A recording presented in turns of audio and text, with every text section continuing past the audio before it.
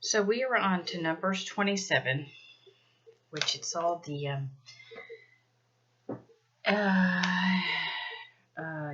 the numbers of all the people, right? Then came the daughters of Zelophehad, the son of Hefer, the son of Gilead, the son of Machir, the son of Manasseh, from the families of Manasseh, the son of Joseph, and these were the names of his daughters: Mela, Noah, Hoglah, Milcah, and Tirzah. And they stood before Moses, before Eleazar, the priest, and before the leaders of all the congregation by the doorway of the tabernacle of meeting, saying, Our father died in the wilderness, but he was not in the company of those who gathered together against the Lord, in the company of Korah, but he died in his own sin, and he had no sons. Why should the name of our father be removed from among his family, because he had no son? Give us a possession among our father's brothers. So Moses brought their case before the Lord, and the Lord spoke to Moses, saying, The daughters of Zelophehad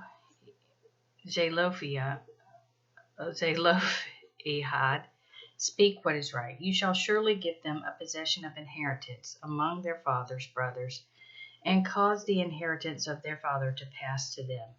And you shall speak to the children of Israel, saying, If a man dies and has no son, then you shall cause his inheritance to pass to his daughter. If he has no daughter, then you shall give his inheritance to his brothers. And if he has no brothers, you shall give it to his father's brothers. And if his father has no brothers, then you shall give his inheritance to the relative closest to him in his family, and he shall possess it. And it shall be to the children of Israel a statute of judgment, just as the Lord commanded Moses. Now the Lord said to Moses, Go up into the mount, this Mount Abarim, and see the land which I have given to the children of Israel. And when you have seen it, you also shall be gathered to your people, as Aaron your brother was gathered. And it's interesting that a lot of the rules that we follow, even people who are non-Christians, which, of course, Satan in the world today is trying to pull everyone away from that. But we also follow the rules of inheritance. Like now, of course, the governments are trying to tax everything and take it away, which is cruel. But, and it's also stealing. But these people have to face their own sins. But, it's just like, why can't we murder, right? Why can't we commit adultery? Why aren't we supposed to use the Lord's name in vain? Why aren't we allowed to steal? Well, from way back then, this is how we were made. We were made in the likeness of God. And so even these things of, obviously, if there is no one to pass the inheritance to, you pass it on to the next one, right? Because they're family. Nowadays, everything is divided up equally between men and women. But back then, the sons, they were the ones, the head of household and da-da-da. But of course, the world has changed. And yet, we still follow much of what God gave us just because we're humans and we were made in the likeness of Him. Sinners, non-sinners, well, we're all sinners, but children of God, non-children of God. Now, there are a lot of people that go ahead and break every one of those rules. Of course, the devil has them in his complete control. And so, every time a commandment is broken, of course, he is reveling in it. And, we have to reminder to pray for the children of this world every day, because they suffer so much at the hands of this filthy sin that is taken over this planet from all these cowardice adults who will not fight this perversion, this sin of perversion, right?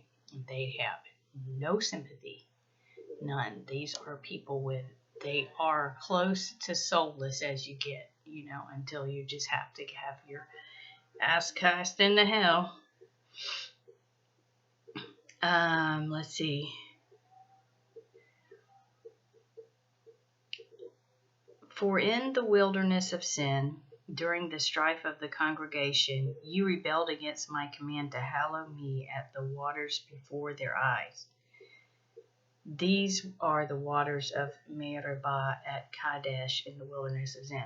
Then Moses spoke to the Lord, saying, Let the Lord, the God of the spirit of all flesh, set a man over the congregation, who may go out before them and go in before them, who may lead them out and bring them in, that the congregation of the Lord may not be like sheep which have no shepherd.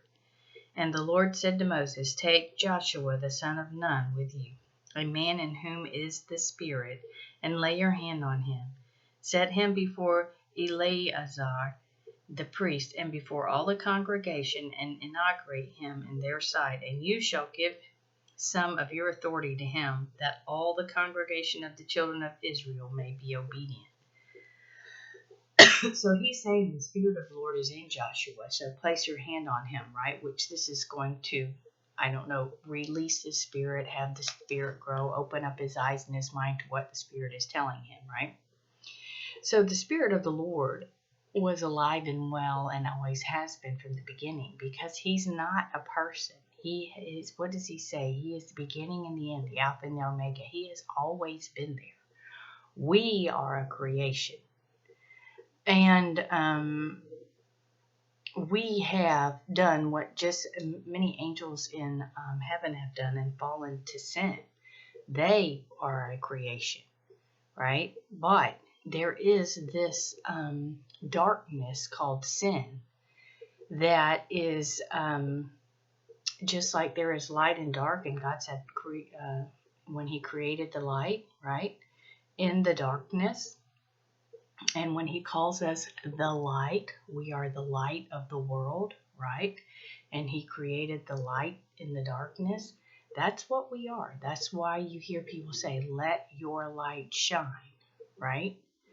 But some people, everyone has a piece of God in them, but some people, we just squash it and squash it and squash it, right?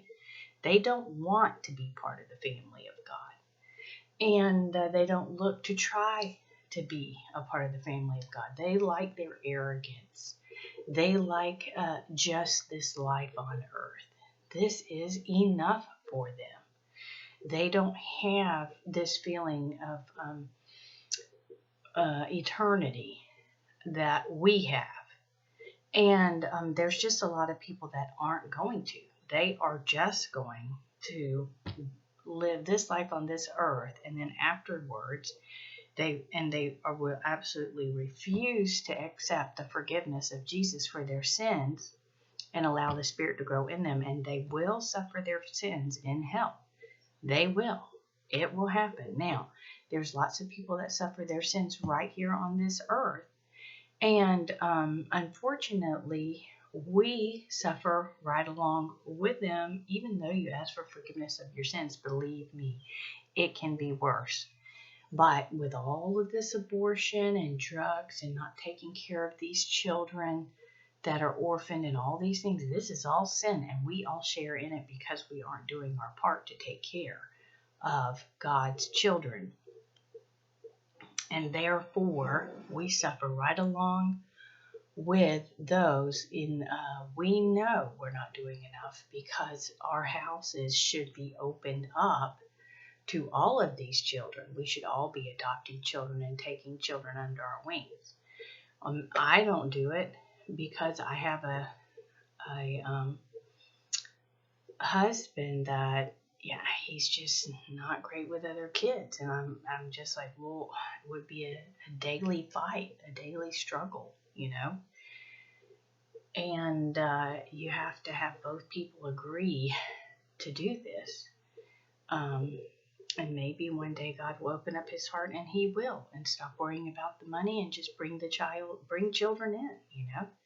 That's what I hope for all families, and that we can love them and care for them. But there are some children who've been placed in families whose intentions were good, and it turned very bad for them.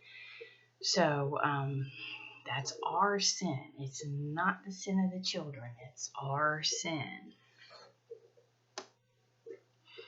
And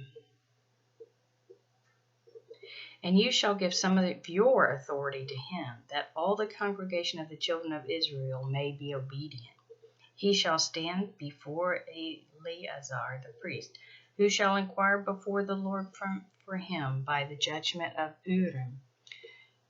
At his word they shall go out, and at his word they shall come in, and he and all the children of Israel with him, all the congregation. So Moses did as the Lord commanded. He took Joshua and set him before Eleazar the priest and before all the congregation, and he laid his hands on him and inaugurated him just as the Lord commanded by the hand of Moses.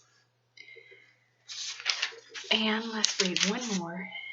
Now the Lord spoke to Moses, saying, Command the children of Israel and say to them, My offering, my food for my offerings made by fire, a sweet aroma to me, you shall be careful to offer to me at their appointed time. And you shall say to them, This is the offering made by fire, which you shall offer to the Lord, 2 male lambs in their first year, without blemish, day by day, as a regular burnt offering. The one lamb you shall offer in the morning, and the other lamb you shall offer in the evening, and 1/10 of an ephah of fine flour as a grain offering, mixed with 1/4 of a hin of pressed oil. It is a regular burnt offering, which was ordained at Mount Sinai for a sweet aroma, an offering made by fire to the Lord. And its drink offering shall be 1/4 of a hin from each lamb. In a holy place you shall pour out the drink to the Lord as an offering, and other lambs you shall offer in the evening. As the morning grain offering and its drink offering, you shall offer it as an offering made by fire, a sweet aroma to the Lord. And on the Sabbath day, 2 lambs in their first year without blemish, and 2/10 of an ephah of fine flour as a grain offering mixed with oil, with its drink offering. This is the burnt offering for every Sabbath, besides the regular burnt offering with its drink offering. At the beginnings of your months you shall present a burnt offering to the Lord, 2 young bulls, 1 ram, and 7 lambs in their first year without blemish. 3/10 of an ephah of fine flour as a grain offering mixed with oil for each bull, 2/10 of an ephah of fine flour as a grain offering mixed with oil for the 1 ram, and 1/10 of an ephah of fine flour mixed with oil as a grain offering for each lamb, as a burnt offering of sweet aroma, an offering made by fire to the Lord. Their drink offering shall be 1/2 of a hin of wine for a bull, 1/3 of a hin for a ram, and 1/4 of a hin for a lamb. This is the burnt offering for each month throughout the months of the year. Also 1 kid of the goats as a sin offering to the Lord shall be offered, besides the regular burnt offering and its drink offering. On the 14th day of the first month is the Passover of the Lord, and on the 15th day of this month is the feast. Unleavened bread shall be eaten for 7 days.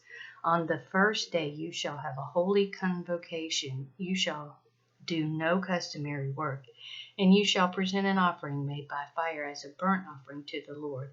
2 young bulls, 1 ram, 7 lambs in their first year. Be sure they are without blemish. And why? Because they represent the offering of Jesus, who was also without blemish, the only one that was without blemish, because he was God here on earth, right? He was perfect. And then also the ritual of doing the same exact thing, right? It's a teaching. It's where, he's teaching to stop and follow his word exactly, and to practice doing that, right? Even in the flesh, to practice exactly what he's teaching, even in the flesh. It's that's why he says Sunday is for worship.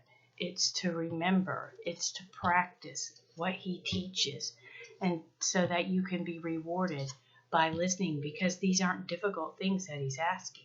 He just wants you to spend time with him and listen to what he asks you to do, even in the flesh, right? So when he says, he gives us our 10 commandments. And these are not difficult commandments to follow. We make them difficult, but they're not difficult. And he gives them to us. And this is because this is what will keep us on the correct path so that we can receive all of our blessings. Because when we fall off this path, this is when our blessings also fall off the path, right? Our blessings are on the path to God. When we go off the path, we miss out on our blessings. You shall offer 1/10 of an ephah for each of the 7 lambs, also 1 goat as a sin offering to make atonement for you. You shall offer these besides the burnt offering of the morning, which is for a regular burnt offering. In this manner you shall offer the food of the offering made by fire daily for 7 days as a sweet aroma to the Lord. It shall be offered besides the regular burnt offering and its drink offering. And on the 7th day you shall have a holy convocation. You shall do no customary work. Also and he's saying don't do any customary work.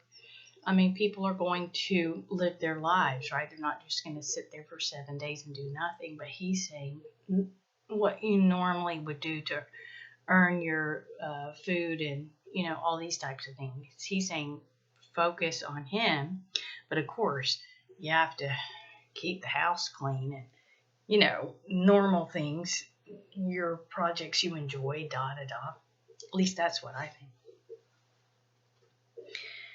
And on the day of the first fruits, when you bring a new grain offering to the Lord at your feast of weeks, you shall have a holy convocation. You shall do no customary work. You shall present a burnt offering as a sweet aroma to the Lord, 2 young bulls, 1 ram, and 7 rams in their first year with their grain offering of fine flour mixed with oil, 3/10 of an ephah for each bull, 2/10 for 1 ram, and 1/10 for each of the 7 lambs. Also 1 kid of the goats to make atonement for you.